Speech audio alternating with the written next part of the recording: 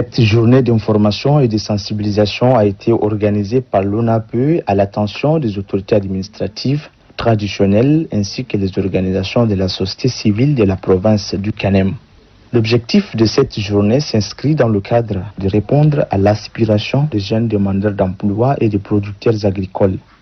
L'ONAPE a mis en place respectivement ces programmes aux emplois en 2007, le programme Crédit agricole et le programme de diplômés sans expérience en 2012. Le directeur des ressources humaines de l'ONAPE, par ailleurs chef de mission, Suleiman Borgo, a fait savoir à l'assistance que l'Office national pour la promotion de l'emploi est une institution chargée de traduire la politique du gouvernement en matière d'emploi, ainsi que son premier rôle qui est de la mise en relation pour un emploi salarial. Ouvrant les travaux, le gouverneur de la province du Kanem, Hassan Terab, a apprécié à sa juste valeur l'installation du nouveau bureau provincial de l'ONAPE. Pour lui, cette institution vise à aider la population à travers ses différents programmes de développement. À l'issue de cette cérémonie, le gouverneur de la province du Kanem, Hassan Terab, a installé officiellement le nouveau chef d'agence de l'ONAPE du Kanem, Ibrahim Nassour, dans ses nouvelles fonctions. Les ministères impliqués dans le développement rural en collaboration avec ses partenaires organisent cet atelier de dissémination et d'appropriation de la loi d'orientation agro-sylvo-pastorale et halieutique auprès des acteurs locaux. Compte tenu de son importance pour les acteurs impliqués dans le développement rural, la vulgarisation, la compréhension et l'appropriation de cette loi s'avère indispensable à laisser entendre les chefs secteur de l'élevage, Ali Bourman, représentant le délégué provincial de l'élevage et de la production animale de Wadi Fira. Lançant officiellement les travaux de l'atelier, le gouverneur de la province de Wadi Fira, Issa Ahmad Argan, apprécie hautement l'appui technique et financier des partenaires du pays dans le domaine du développement rural. Il précise que le Tchad fait du secteur rural le moteur de la croissance et de la diversité de l'économie, mais aussi le moyen le plus efficace pour lutter contre l'insécurité alimentaire, la malnutrition et la pauvreté. Le gouverneur invite à certifier les participants à être attentifs pour une meilleure appropriation de la loi d'orientation agro-sylvo-pastorale et halieutique.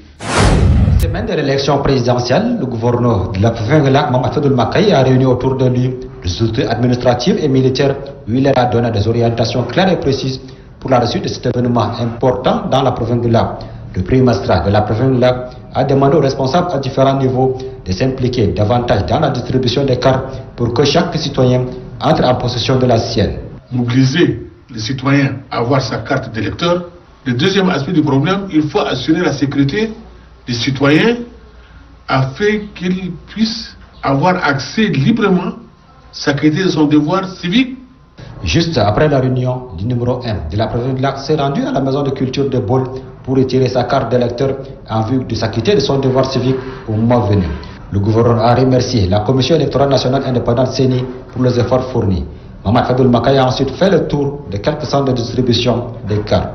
Le délégué de la Commission électorale nationale indépendante CENI pour le Lac, Mamad Chéri Ouardougou, a rassuré les autorités locales les dispositions prises pour faciliter la distribution.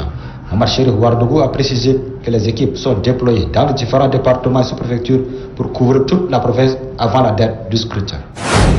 Kébi Ouest dispose d'un plan provincial de gestion des ressources naturelles pour 2021, adopté ce 2 avril 2021 après amendement par le comité provincial d'action CPA. Ce plan d'action est subdivisé en 12 axes répartis en plusieurs actions prioritaires. Il présente également les projets concernés, les zones d'action des projets de protection de l'environnement et les sources de financement. C'est un carnet de bord visant à harmoniser les interventions des partenaires de l'État en matière de protection de l'environnement dans la province pour des résultats probants. Les axes retenus ont trait à l'appui à la gestion durable des aires protégées du Mayo Kébi Ouest, à savoir les parcs nationaux de Sinaoura, de Zassou et la forêt classée de Yamba Perti.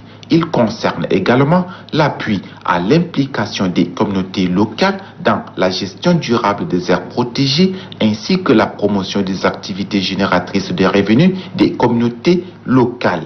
La restauration des sols dégradés de la province, l'augmentation de la productivité agricole et animale et la promotion des chaînes de valeur dans une agriculture respectueuse de l'environnement et une gestion durable des ressources naturelles figurent au menu des axes retenus.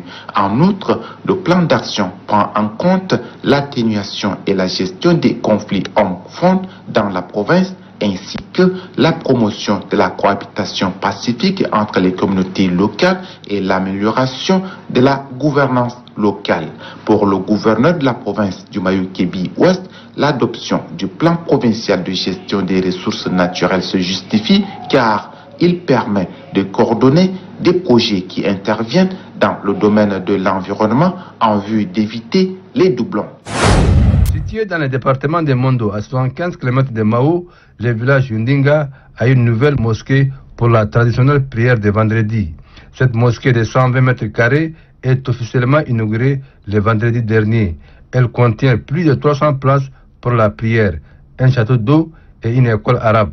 La construction de cette structure religieuse est réalisée par un fidèle en la personne de Al-Hajj Mustafa, de concert avec l'association des amis de la communauté musulmane au Tchad sur le financement du centre de construction Maïzoum à Soualim. C'est le représentant du Conseil supérieur des affaires islamiques du Tchad, Cheikh Mohamed Ahmad, qui a dirigé la prière de ce vendredi au sein de cette mosquée. Dans sa prédication, il appelle les fidèles à implorer davantage le Tout-Puissant. Les fidèles musulmans ont saisi cette opportunité pour remercier ses bienfaiteurs pour ces gestes louables. Selon eux, toute personne qui œuvrera dans le même sens bénéficiera des bénédictions divines.